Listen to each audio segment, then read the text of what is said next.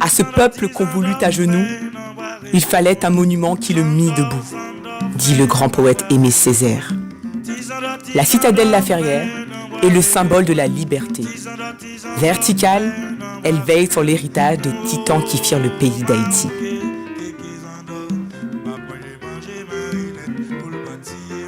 Les ruines du palais du roi Christophe portent la marque de son austère grandeur. Je renais de mes cendres. La devise du roi pourrait bien être celle de son peuple. La liberté est le plus précieux des biens. Ceux qui ont donné leur vie pour elle en sont les dépositaires. Pour les Haïtiens, elle est la conquête suprême.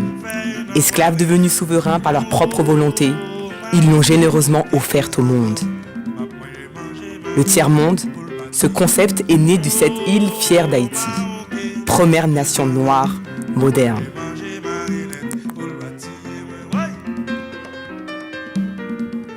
Les rues du Cap Haïtien, ancienne capitale du roi Christophe, dominée par les tours de sa cathédrale coloniale, tremblent encore sous le souffle puissant du monarque bâtisseur.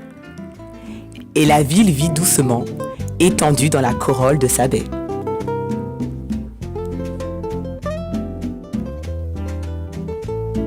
La nature est tendre et bleue en Haïti. Le paradis dort sur les côtes adorables de l'île Caraïbe, que les dieux ont doté de tous les charmes. Bleu de l'océan, blanche écume, tendresse de tous les vers, l'île arc-en-ciel vibre sous l'éclat de ses couleurs. Quand allez, quand calé, yon l'emmène Port-au-Prince, l'emmène Fatra en babier. L'emmène Port-au-Prince, yon bouillade rimatique. Les autochtones, Taïno, Caribes, Arawak, l'avaient nommé Haïti ou terre haute, terre de montagnes infinies. Haïti chérie, disent aujourd'hui ces enfants venus d'Afrique. Perle nue, perle d'eau, île d'eau vive et de collines douces. Derrière les montagnes s'élèvent d'autres montagnes, dit-on. Tête gaillée, moi remè ouais l'emmène des palais.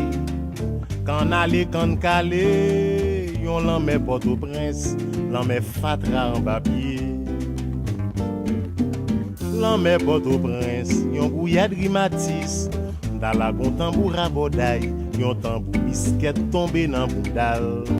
Le sucre produit dans les plantations des plaines, l'indigo et les bois de teinture qui firent la prospérité coloniale française ont fait place au café des montagnes, première denrée d'exportation de la République indépendante.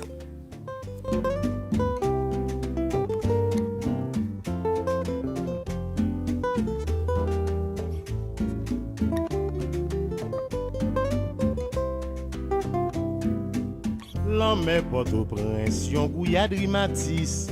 Dans la tambour à bodaille, yon tambour biscuit tombé dans boudal. Ou en finale la livrée. Voici Jacmel, ville née du café, ville morte des spéculations autour du café, qui renaît de ses cendres. Jacmel et ses belles demeures fanées, où vivaient somptueusement les barons de l'import-export, est aujourd'hui, grâce à ses artistes et à ses artisans, classée ville créative d'artisanat et des arts populaires par l'UNESCO.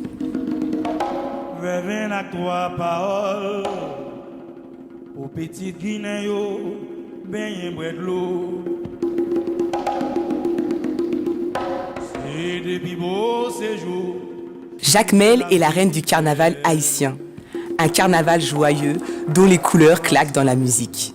La jeunesse jacmélienne dessine de folles farandoles, entourées de monstres débonnaires et d'animaux fantastiques. La vraie richesse d'Haïti, ce sont ces hommes et ces femmes, les Haïtiens. Un peuple qui déborde de créativité, qui chante et danse, un peuple poète qui écrit, sculpte, peint, atteint les plus hauts sommets de l'art, n'arrête pas d'inventer et de rêver.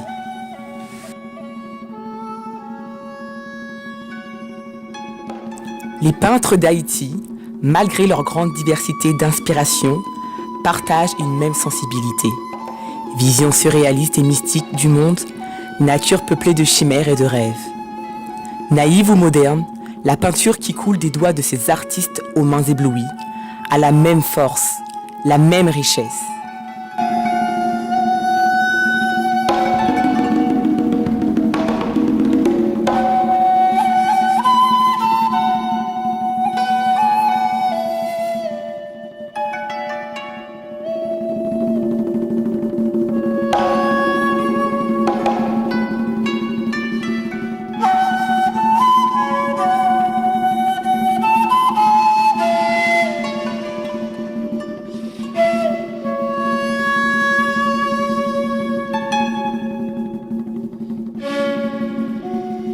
Quant à nos écrivains, ils sont légion.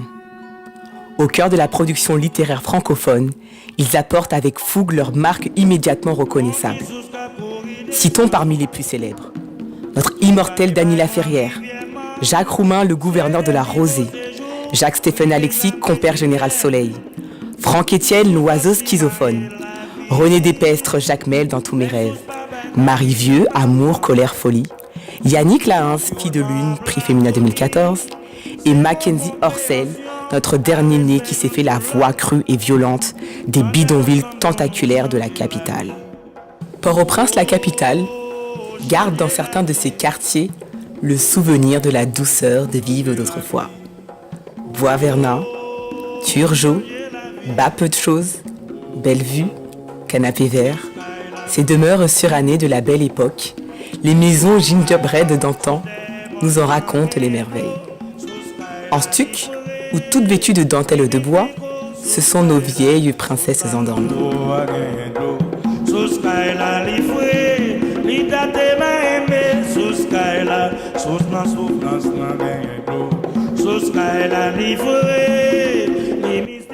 La capitale moderne, quant à elle, déploie ses monuments, ses édifices, ses héros de bronze.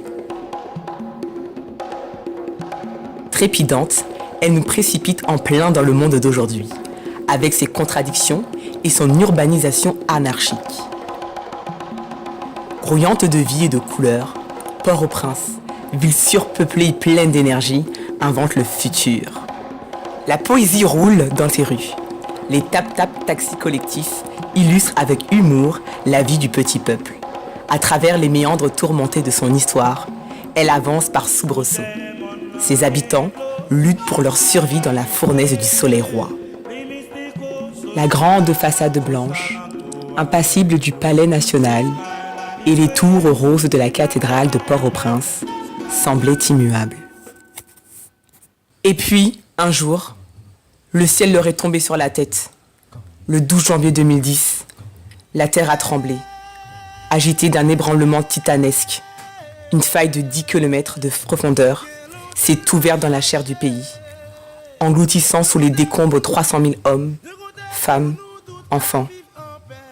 La capitale est détruite, avec ses édifices publics, ses maisons, ses églises, ses universités, ainsi que les villes environnantes. Le peuple terrifié a appelé Goudou-Goudou cette colossale clameur qui a tout ravagé sur son passage. 1 million de sans-abri errent comme des fantômes dans un paysage de cauchemars et de dévastation. Le pays peine à se refaire, mais le sort s'acharne et frappe encore. Dans la nuit du 3 au 4 octobre 2016. Cette fois, il s'appelle Mathieu. Un ouragan meurtrier traverse la presqu'île du Sud que le séisme avait épargnée. Les récoltes et le cheptel sont anéantis, ainsi que 70% des écoles et des dizaines de maisons et d'édifices. Le bilan officiel, 546 morts, des milliers de blessés et 175 000 sans-abri menacés par la famine. Fone dem chante ça. Mon compère, mon compère. Fone dem chante. Toi problème dans pays ouais. Fais-nous pas. Haïti lèche ses blessures et se relève une fois de plus avec courage.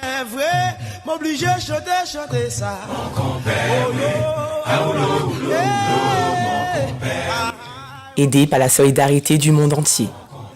Le peuple se remet à l'ouvrage et entame la reconstruction. L'espoir est là. Le malheur est un défi. Il faut reconstruire un pays.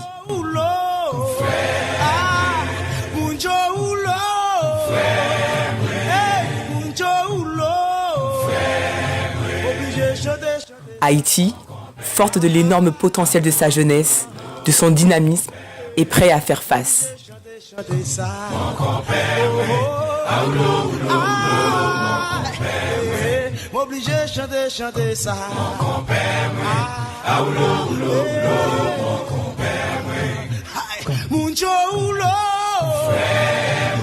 Former les jeunes aux tâches qui les attendent. Poursuivre l'effort d'industrialisation.